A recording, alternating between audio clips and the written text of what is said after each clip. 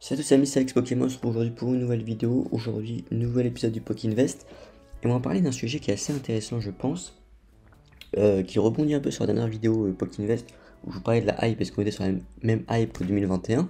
Aujourd'hui, j'ai envie de faire un parallèle, de faire une connexion assez intéressante entre la hausse des crypto-monnaies, peut-être que vous en avez entendu parler, mais on va en parler un petit peu, et l'évolution, la hype Pokémon. Pourquoi je fais ça? Parce qu'en 2021, c'était déjà le cas. En 2021, on a eu un gros bull run, fin 2020 jusqu'à à peu près mai-juin 2021. Voilà, une grosse hausse de toutes les cryptos, globalement. Et c'est à ce moment-là qu'on avait aussi eu une grosse hype sur Pokémon. Alors, je dis pas que c'est lié, parce qu'il y a eu Logan Paul, Michou, les gros influenceurs qui se sont remis à Pokémon au même moment, donc évidemment c'est aussi un facteur important. Je pense que les deux facteurs, hausse crypto plus hype, je dirais, mise par les influenceurs, ont fait que tout Pokémon a explosé, et qu'on peut pas juste dire c'est les cryptos. Mais là aujourd'hui, on retrouve à peu près on retrouve un peu les mêmes choses, c'est-à-dire qu'on a une hausse du marché crypto dans sa globalité quasiment. Alors surtout Bitcoin, hein, pour ceux qui connaissent un petit peu les altcoins ont un peu moins monté, mais là ça commence à un peu exploser, mais surtout Bitcoin, et une hausse de la hype crypto, de la hype Pokémon, pardon. Et donc est-ce que c'est lié? Est-ce que les gens sortent leurs bénéfices crypto pour injecter dans Pokémon? Je pense qu'une partie des gens font ça, beaucoup de gens font ça, que ce soit pour acheter, pour ouvrir ou pour investir, voilà. Donc sortent le gain de crypto pour investir dans Pokémon. Et donc beaucoup de gens font ça, et donc évidemment ça influe sur une hype Pokémon. Surtout qu'en plus on est sur une série actuellement Étincelle déferlante, qui est une bonne série pour investir, entre guillemets. Euh, pour moi pas la meilleure de tout, parce que voilà, par exemple, on peut retrouver encore du 151 aujourd'hui, on peut encore retrouver du Zénith Suprême. Je pense que c'est au-dessus de Étincelle déferlante, mais ça reste une très bonne série sur laquelle investir. Et donc voilà, et donc beaucoup de gens, je pense, font ça. Et donc est-ce que les crypto-monnaies sont liées à Pokémon? Si on regarde par exemple le marché crypto, si on regarde, ouais, on va plutôt regarder sur une semaine, c'est un peu plus intéressant, c'est un peu plus parlant. On a Bitcoin qui a fait 7%, mais il avait bien augmenté avant, il est bien monté avant, hein, parce que voilà, on est à quasiment 100 000, on a dépassé 100 000 je crois. Voilà, on a quasiment 100 000 dollars. Depuis l'élection de Trump, de toute façon, voilà, pour ceux qui s'y connaissent un petit peu, voilà, il y a une très grosse tendance haussière. On a pas mal de cryptos qui ont bien monté, voilà, Ethereum qui a pris 12% sur la semaine, Avalanche, Avax 30%, Shining quasiment 30%, Polkadot, voilà, 50%, plus de 50%, donc c'est assez fou, hein, l'augmentation du marché crypto sur ces dernières semaines. Et donc voilà, donc tout ça influe, on peut le dire, influe vers Pokémon. Une partie en tout cas de ces bénéfices influe sur le marché Pokémon. Et donc ça fait monter beaucoup de choses, hein, tout simplement. Beaucoup de nouveaux acteurs rentrent dans Pokémon, ce qui fait qu'il y a des items rares, intéressants, qui sont de moins en moins disponibles. Par exemple, le restock sur 51. Il y a un restock sur 51, hein, c'est pas une légende, des bundles notamment. Moi, pour vous dire, j'ai accès à des prix fournisseurs, je peux commander chez un fournisseur. Et le seul item sur 51 disponible, en tout cas chez moi, c'est les bundles. J'ai pas pu en prendre beaucoup, hein, comme je viens de débuter. Les stocks sont assez limités quand vous venez d'entrer. Donc c'est assez compliqué, mais en tout cas, voilà, il y a un restock bundle 151, ça c'est bien vrai, hein, certains en ont déjà peut-être trouvé, mais ça va continuer sur ces prochaines semaines. Et donc, évidemment, c'est quand vous avez des items comme ça qui sont hype, vous savez que ce sont des bons investissements, quand vous avez en plus des gens qui rentrent avec pas mal d'argent à placer, évidemment, ça fait que ces items-là deviennent quasiment impossibles à trouver quand vous êtes quelqu'un de lambda, tout simplement, qui n'a pas les informations, qui n'a pas forcément beaucoup de cash non plus à investir. Ça devient compliqué, voilà, parce que voilà, il y a des discords tout simplement où dès que sur un site on a un item qui restock, on a voilà, des notifs qui sont mis instantanément, et dès que vous avez des ETBV 8, des bundles 151, c'est scalpé dans la seconde, vraiment, je vous assure. Donc c'est mission impossible contre quelqu'un de lambda, je dirais, qui va après le travail dans les magasins voir si vous pouvez trouver du sur 51 ou du Zénith Suprême. Encore que les coffrets Pika Zénith sont assez trouvables, encore, ça dépend en fait du prix souvent auquel ils sont mis. On va dire s'ils sont à 35 ça part direct, s'ils sont à 45 ça a un peu plus de temps à partir. Je trouve ça étonnant parce que même à 45 honnêtement ce sont de très bons items, parce que voilà, un booster Zénith c'est facile 10 € maintenant voire plus. Bah 10 x 5 ça fait 50, hein, donc sans compter les promos qui peuvent être vendus 5 euros unité, même la Jumbo, vous regardez les ventes réussies sur eBay de la Jumbo, ça part à 5-6 euros, donc vous avez allez, peut-être un peu moins d'une quinzaine d'euros de promos en plus, donc vous vous rendez compte que c'est un coffret qui est ultra intéressant, ultra rentable, et que même à 45 euros, honnêtement, il n'y a pas trop de questions à se poser, c'est très intéressant d'en prendre. Mais globalement, je pense que voilà, on peut faire ce parallèle entre crypto et Pokémon. En tout cas, moi je pense que c'est pas une bêtise de le faire. Après voilà, en fait ce que vous voulez, mais moi je pense que je pense que c'est quelque chose de faisable. Et donc, bah, c'est ce qui fait qu'il y a beaucoup plus de nouvelles personnes aujourd'hui qui rentrent sur le marché Pokémon qu'auparavant, et qui rentrent bah, sur les séries hype. En plus du fait qu'il y a beaucoup d'influenceurs, de gros influenceurs qui se sont remis à Pokémon, bah évidemment tout ça fait qu'on peut revenir sur une grosse hype. Après, là, sur la précédente vidéo, je vous ai parlé de la hype Pokémon vs la hype d'aujourd'hui vs la hype de 2021. Je pense qu'on n'était pas encore sur la hype de 2021. Je le pense toujours, hein, clairement, mon avis n'a pas changé. Peut-être que d'ici quelques semaines, ça va changer. Voilà, hein, ça peut évoluer, mais actuellement, vous allez. Voilà, il faut se rappeler qu'en 2021, trouver du Pokémon, juste un booster de n'importe quelle série, c'était une mission impossible. Aujourd'hui, je suis désolé, vous en trouvez partout du Pokémon, alors pas du EV8, mais les autres séries, vous en trouvez partout. Vous trouvez même des ETB, les ETB c'était introuvable. Des ETB style de combat, c'était un truc de fou d'en trouver. Et si on parlait de style de combat.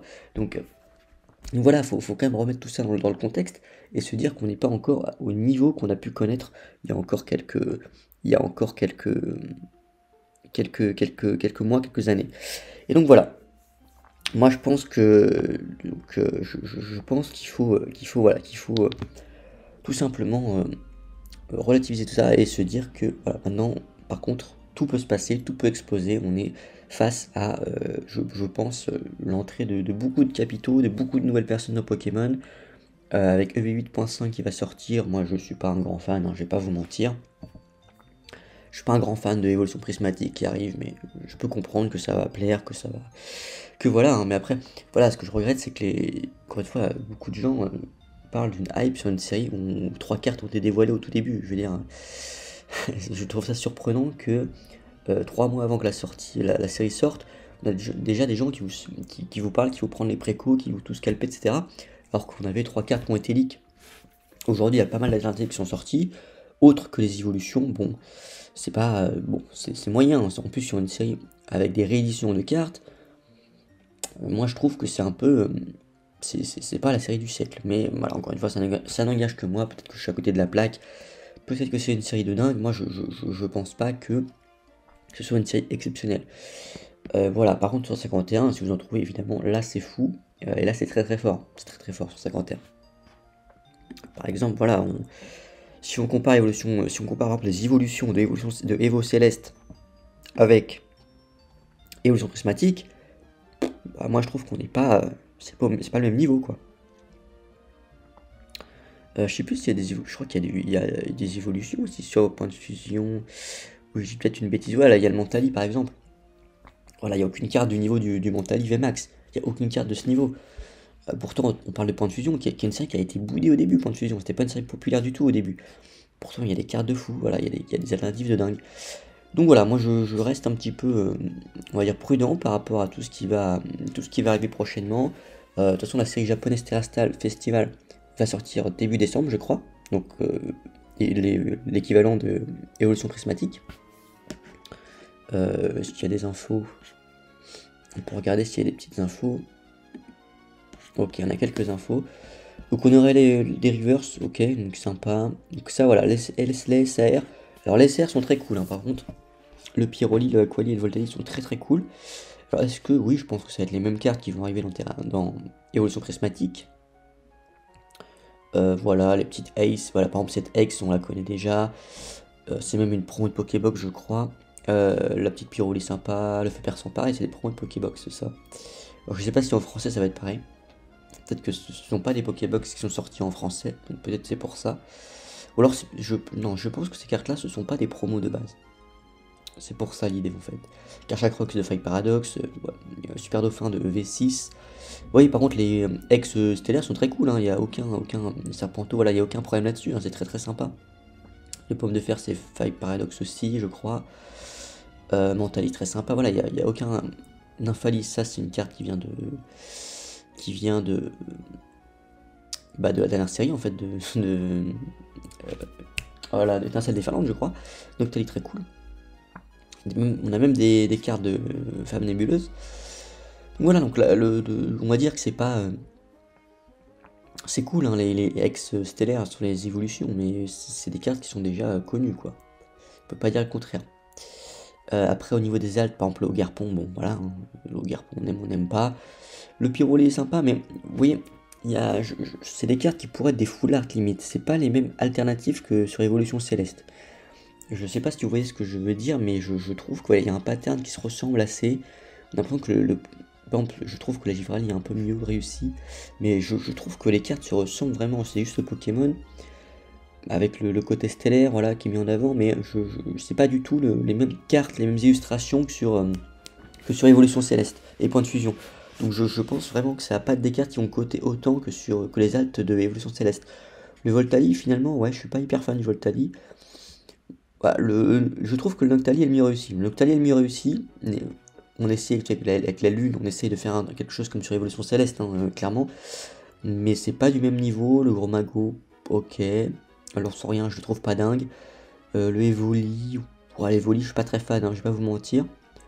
Je trouve que le Ursaking par contre est très stylé. Terrapago, je suis pas fan. Je trouve que le Ursaking par contre, le Ursaking est limite la meilleure carte. La meilleure SR avec la Noctali. Donc voilà, moi je reste prudent sur cette série là. Je veux pas vous dire que ça va être une série de fous, que ça va être le nouveau 151, que ça va être exceptionnel. Ça va être une belle série, mais évidemment c'est mieux que Femme Nébuleuse, on va pas dire, je vais pas dire le contraire, mais voilà, je suis étonné que ce soit vendu comme la série du siècle, la meilleure série EV. Moi je reste prudent par rapport à ça. Et pour revenir au sujet des cryptos, bah écoutez, je pense que le parallèle est intéressant à faire. C'est notamment quelqu'un qui m'avait fait un commentaire là-dessus, pour parler d'une vidéo d'un américain, d'un youtubeur américain qui parlait de ça. Je vous mettrai le lien en description en description de la vidéo évidemment. Mais c'est intéressant, je pense que le sujet est intéressant. N'hésitez pas à me dire ce que vous pensez, mais je pense que oui, évidemment qu'il y a beaucoup de gens qui sortent leurs bénéfices de crypto vers Pokémon. Et je pense que oui, c'est pas idiot de le noter et de dire que justement ça alimente une sorte de hype et une sorte de montée aussi haussière de tout le marché Pokémon, notamment sur les séries qui marchent et les items qui marchent. Ouais les amis, c'est tout pour cette vidéo. Je vous rappelle, vous avez 15 € offerts sur Whatnot, c'est le premier lien en description. Ça vous donne droit notamment à 2 boosters et karaté violet aléatoires gratuitement, tout simplement. C'est 15 €, donc l'équivalent de votre crédit d'achat. Donc ça va juste à payer les frais de livraison, donc à peu près 1,50 €, 2 €. Donc 2 boosters pour 2 €, pour moins de 2 €, c'est vraiment cadeau les amis. Ça se passe en description de la vidéo. C'était Ex Pokémon, ciao.